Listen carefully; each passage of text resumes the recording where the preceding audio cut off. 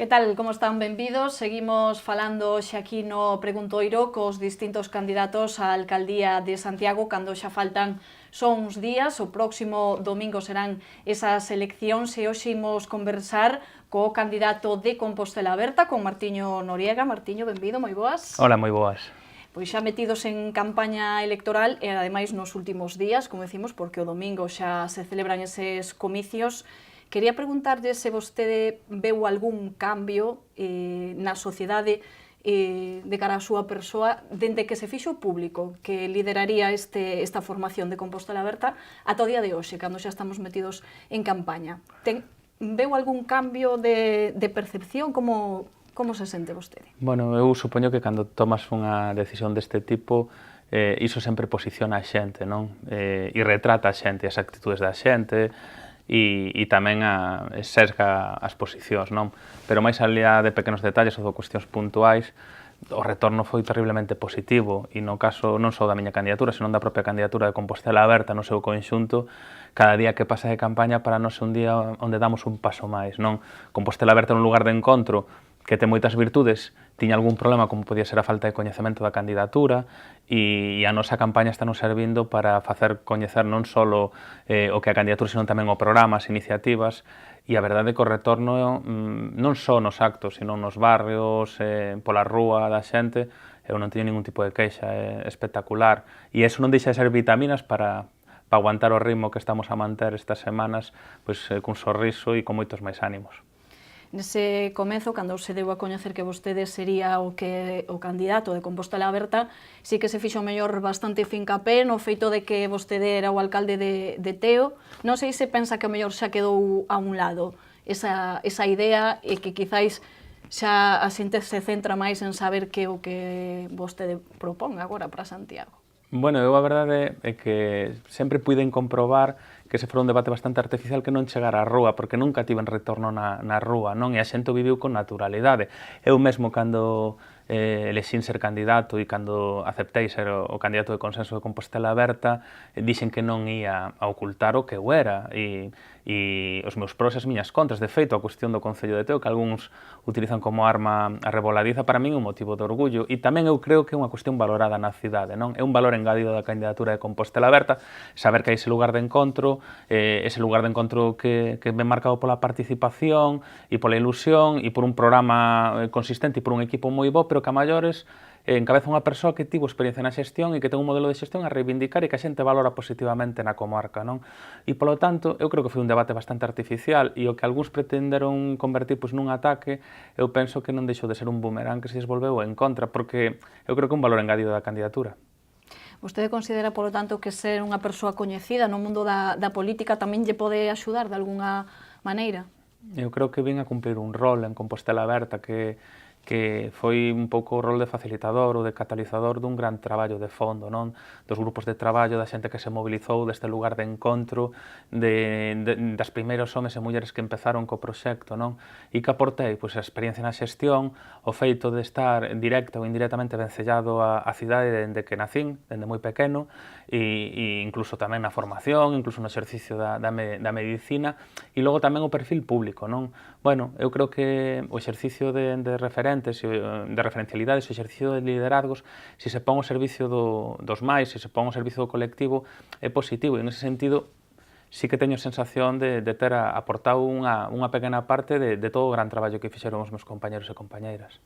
Imos falar de datos, porque xa sabe vostede que nesta época o que mandan un pouco, o que van guiando un pouco ese camiño son os datos que temos das enquisas. Parece que esas enquisas o seguen a situar a vostede ou a Compostela Aberta como a segunda forza máis votada neses comicios. Os últimos datos que temos son da enquisa publicada por El Correo Gallego. Segue vostede aí nesa segunda posición, que eu non sei se a valoran positivamente, porque son unha forza que están entrando agora mesmo en Santiago. Estar de segundo non sería malo, pero tamén supoño que quererían estar de primeiros. Así que cal é a súa valoración?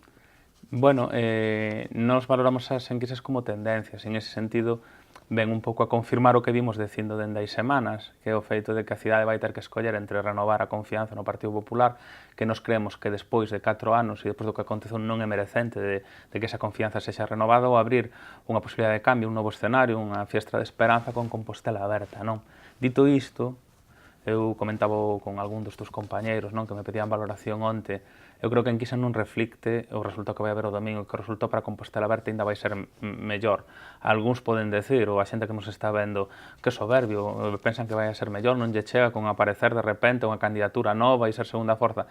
Nós non nos presentamos para repartir restos, nin para ter 2, 3 concelleros, presentámonos polo que pasou na cidade e por un contexto e un momento actual, e fixémolo todos, fomos interpelados para cambiar as políticas de fondo, non só as caras, e para aspirar a gañar. E en ese sentido, eu levo dicindo estes días, e non é unha estrategia, e eu sou unha persoa pesimista, é dicir, estamos en posición de disputar o Partido Popular ser a lista máis votada en Santiago, e eu digo así, e creo que o domingo sairemos de dúbidas, o mellor equivocado son eu, pero que Compostela Aberta vai aínda sacar un resultado mellor do que reflectía a enquisa do Correo Galego, non teño ningunha dúbida. É o meu instinto, a miña intuición, e a veces din que a intuición ten que ver con a elaboración racional do subconsciente.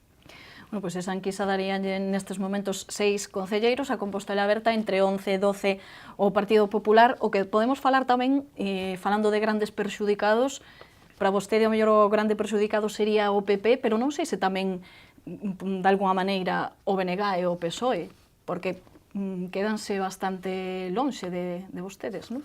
Bueno, eu creo que os gran beneficiados teñen que ser os veciños e veciñas de Santiago, coa posibilidade de un cambio de goberno e cun proxecto como o de Compostela Aberta, que ten perfiles especializados na candidatura, unha candidatura de moito peso político e de formación e un programa consistente, non? E tamén, bueno, pois ten a miña experiencia na xestión, non?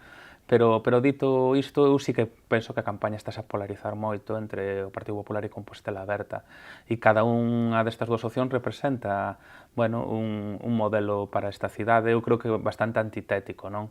Polo menos que cos antecedentes previos do Partido Popular, non? Nos queremos recuperar ese relato de cidade que se perdeu xa hai anos, compartido por todas e todas, devolverlle a Compostela a súa referencialidade e o seu rol de gran capital, e o facemos cas nosas mellores intencións. Esa polarización secundariamente pode afectar a formacións políticas como Ciudadanos, BNG ou PSOE, posiblemente, pero que no fondo a xente, polo menos está amosando nas tendencias e nas enquisas, bueno, pois unha disponibilidade para exercer voto útil, e Compostela Aberta é o voto útil de todos aqueles homens e mulleres que queren cambiar as cousas en Santiago. Imos afondar un pouquiño entón nesas propostas que, máis alá das enquisas, nas propostas que fai Compostela Aberta, vemos que un programa, son 13 chaves as que vostedes presentan. Non chas vou contar todo, non? Son moitas, pero por facer un resume poderíamos dicir que é un programa bastante enfocado ás persoas, un programa bastante social, como antigamente os programas o mellor se centraban máis en cousas concretas, en infraestructuras, por exemplo. O seu é máis un programa de axuda ás persoas, de participación cidadá, podemos definilo desa maneira? Perfectamente. Non, sí, é dicir, nós sempre decimos que para a nosa prioridade son os homes e mulleres de Santiago de Compostela, non? E que en ese sentido cuidamos que os perxudicados e as perxudicadas de todo o que pasou durante estes 4 anos a maiores da imaxe da cidade e dos casos de corrupción foron as persoas, non os homes e mulleres.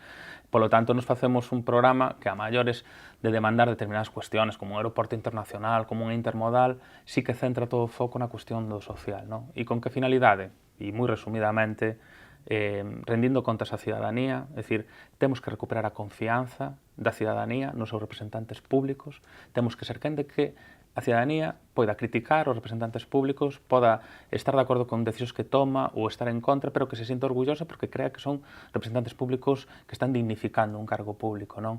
Temos que ser participativos para construir ese relato de cidade. Nin eu, nin Compostela Aberta ten o copyright dese relato, temos un programa, pero hai que compartilo cos barrios, co tecido asociativo, cas entidades da cidade, cas diferentes patas da mesa que configuran a gran capital, e aí ten que haber unha participación a posteriori despois das eleccións.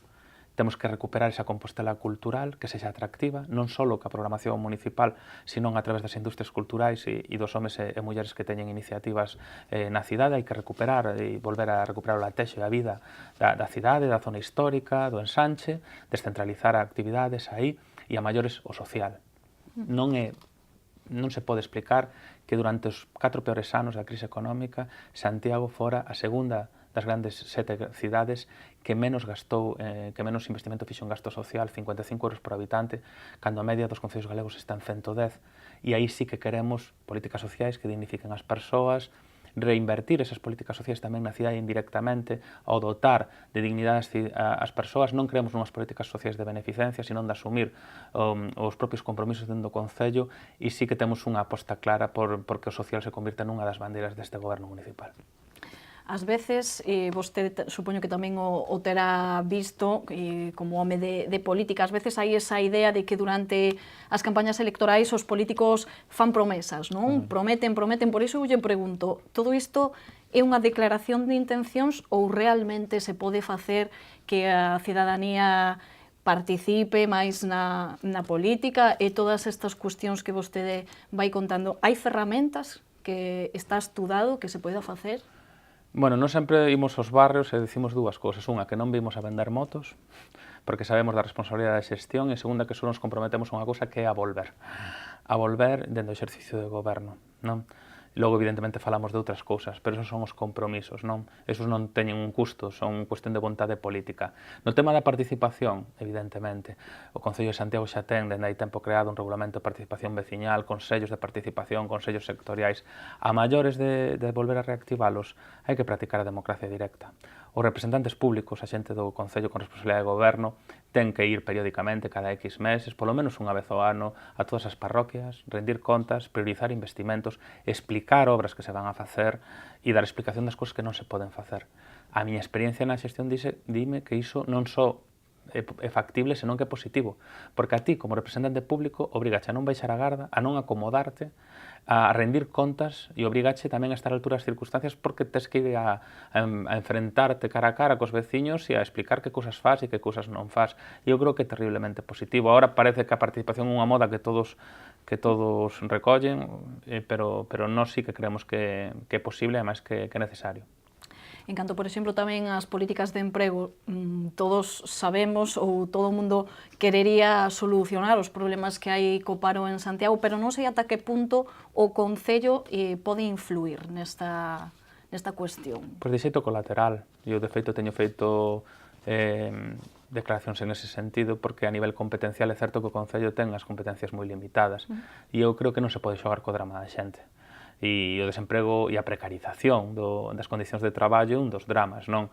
Pero aínda así o Concello pode facer máis do que fixo. Ten a solución definitiva? Eu creo que non. Pode ser un axudante para solucionar o proceso? Sí. Como? Facilitando a actividade económica, actuando como catalizador da actividade económica e do que a fixación de emprego na cidade, dende o punto de vista da formación, dende o punto de vista das cláusulas sociales nos contratos públicos, nunha relación coa universidade que permita ser capaces de devolverlle certo potencial da universidade, pois as spin-off, ao que son as iniciativas da universidade para que reflicten no tecido socioeconómico. Pódense facer moitas cousas. Agora, aqueles candidatos que se presenten dicindo que dentro dun concello van a solucionar o problema do desemprego, que é un problema estructural e xerado por unhas políticas de austeridade impulsadas, curiosamente, polo Partido Popular durante os últimos anos, no fondo creo que están tamén vendendo motos e hai que ser honestos ca xente, e eu creo que a máis se tes responsabilidade de goberno non todo vale a hora de facer promesas. E se nos imos ao ámbito das infraestructuras, inda que dicíamos que ao mellor agora mesmo non parece o máis importante, pero sí que teñen a súa importancia en todas as cidades, en todos os concellos. Vostede que destacaría neste aspecto? Que fai falta en Santiago, ao seu parecer? Nós sempre defendimos que non temos un programa presentado de grandes propostas en infraestructuras. Sí que hai unha que defendemos, non? Pero sí creemos máis no que é a planificación, atender con obra pública o que son demandas obxectivas veciñais e non facer, por exemplo, como se fixo na carreira do Conde, que non existe unha demanda obxectiva e a día de hoxe se investiron cerca de 700.000 euros nunha obra no ensanche que está a levantar incluso malestar veciñal e ninguén entende, non? E actuar con participación e tamén con un pouco de seriedade a hora de planificar o que son investimentos en rede viaria, en equipamentos, en zonas públicas, non? Dito isto, e a pesar de que o noso programa aposta por esas pequenas obras que fagan cidade e recuperen un pouco o ton muscular da cidade, sí que para nós é imprescindible, por exemplo, a cuestión da intermodal, non? Nós non entendemos Nos parece dunha irresponsabilidade política terrible o que fixo o Partido Popular, nomeadamente o primeiro dos alcaldes, Gerardo Conde Roa, cun proxecto de intermodal que estaba orzamentado, que estaba comprometido polas diferentes administracións e que era fundamental para a cidade, non? E agora sabemos que xogamos contra a corrente e agora sabemos que temos que recuperar financiamento e volver a camiñar o que outros camiñaron, pero o intermodal é necesario porque non podes falar de mobilidade sin falar de intermodal, non podes falar de coordinar o transporte metropolitano e urbano sin falar de intermodal, non podes falar do desplazamento de transporte público, de tren, de longa distancia e de cercanía sin falar de intermodal, incluso non podes falar de conectar a cidade e a zona do ensanche cos barrios do sur sin falar das necesarias conexións peonís da intermodal. Polo tanto, sí que nos parece que non deixa de ser como ese corazón que nun organismo recibe retorno venoso e bombea sangue oxigenada para o corpo, e sí que nos parece, bueno, pues que se perderon 4 anos e que esa é unha obra pola que Compostela, máis alá das cosas políticas, deberá pelexar e non volver a caer nese grave erro. Bueno, ademais, sabe vostede que é un tema que causa moita controversia, que leva aí no punto da polémica moitos meses entre o actual goberno, a oposición. Vostedes que poden aportar de novo a ese debate que hai entre a oposición actual e o goberno? A nos parece un debate pobre e unha actitud pobre do actual alcalde, que a veces din que candidato a reelección cando nunca se presentou hai 4 anos, pero que nos entendemos que estes últimos meses sí que estuvo utilizando a institución con fins partidarios, intentando, non sei, xerar expectativas onde non había compromisos firmes e botarlle cemento á memoria, non? E dito iso, sí que nos parece unha mágoa que o Partido Popular desbotara un proxecto xa financiado de intermodal e que hai escasamente unhas semanas o actual alcalde co presidente da Xunta e un cargo do Ministerio fixeran un anuncio de actuación na estación que non é intermodal, sin ter ni sequera redactado o proxecto. É dicir, calquera que temos responsabilidade e experiencia na xestión pública, é dicir, eu creo que iso é unha tomadura de pelo aos veciños e as veciñas, porque, no fondo, facer un compromiso sin ter ni sequera redactado o proxecto e irte a un lugar intermedio cando desbotaches a intermodal, que no fondo non deixa de ser un parcheado dunha gran estación de ferrocarril, a nos parece pouca visión. Eu creo que tamén sería bo que o Partido Popular recoñecera ese erro, recoñecera a súa responsabilidade e cambiara a posición polo ben da cidade e por ese proxecto de gran capital que debemos aspirar. Pregúntolle agora polo rural, por cal é a concepción que ten Compostela Aberta do rural con respecto á cidade. E que un pouco que percepción teñen despois de varios encontros que estiveron mantendo coa xente das parroquias da periferia, non? Bueno, nos parece que hai que intentar optar por medidas reais que reequilibren a cuestión territorial e que reequilibren a cuestión rural que a cuestión urbana. E iso non significa mesturalas, é dicir, a xente que vive no rural vive orgullosamente vive no rural e vive por unha serie de cuestións que no fondo para eles son ventaxas, non? E que dá unha serie de calidade de vida.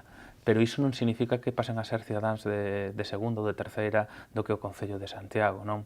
Hai datos que falan por eles mesmos. O investimento por persoa no rural é de 35 euros por habitante ao ano e na zona urbana, no casco histórico, de 150. Eso non é asumible, tendo en conta que a presión fiscal distribúese de maneira igualitaria entre ambas as zonas, non?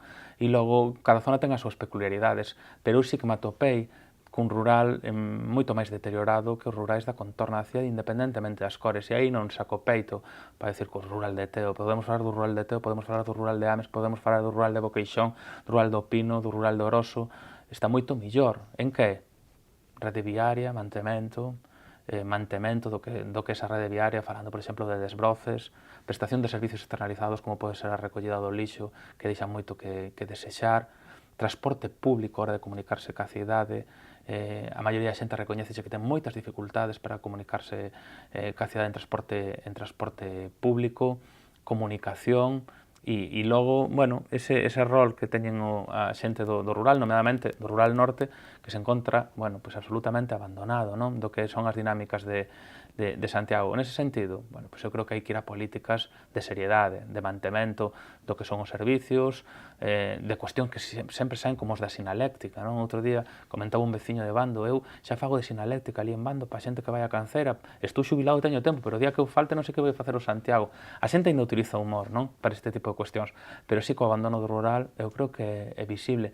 E eu creo que hai que ir a unhas políticas que non sei se chegarán aos 4 anos para ser capaz de mudar totalmente a cara, pero que polo menos achegarán a ese rural, a esa zona urbana, por non falar de servicios básicos como saneamento, alcantarillado, non?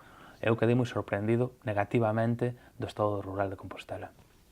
Son todas estas cuestións das que estamos a falar as que se recollen baixo esa campaña ou ese lema das 13 chaves.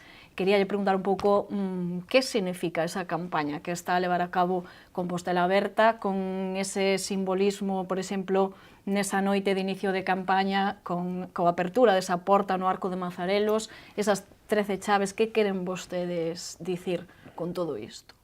Bueno, que se poden facer campañas electorais de outra maneira. Eu creo que estamos sendo pioneiros. E o di unha persoa con experiencia en campañas electorais. Que, adiante a falta de recursos, a nos sobrenos ilusión e imaginación. E verdadeiramente entendemos que a maneira de comunicar o programa, as iniciativas, un traballo político serio pode facerse de diferentes maneiras e non hai que ir aos métodos tradicionais que moitas veces parecen métodos de lata e sardiña unidireccionais, non? Entón, xogamos tamén co simbolismo, o inicio de campaña, abrindo esa gran porta, non?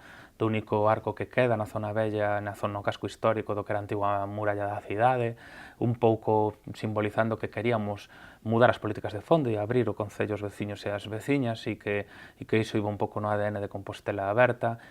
Fixámoslo durante a campaña, con actos atípicos que non son mítines para prédicas, senón que son mítines para explicar cousas, pero tamén para escoitar e recoller na maioría dos barrios, e que eu creo que funcionan terriblemente ben e a xente lle encontra utilidade. Non temos moitos medios, non temos nas farolas colgando cartelería, non temos nos autobuses públicos recursos, o único que temos é o noso local, que é un lugar de encontro, e logo, bueno, pues con actos como os que teremos mañá na Sala Capitol, e que aproveito este espazo para convidar aos veciños e veciñas, que no fondo son formatos alternativos, onde se descubre que falar dos problemas que nos importan, ter propostas serias, non é incompatible con escoitar boa música e xerar espazos, bueno, emocionalmente agradables para poder tamén participar todos e todas.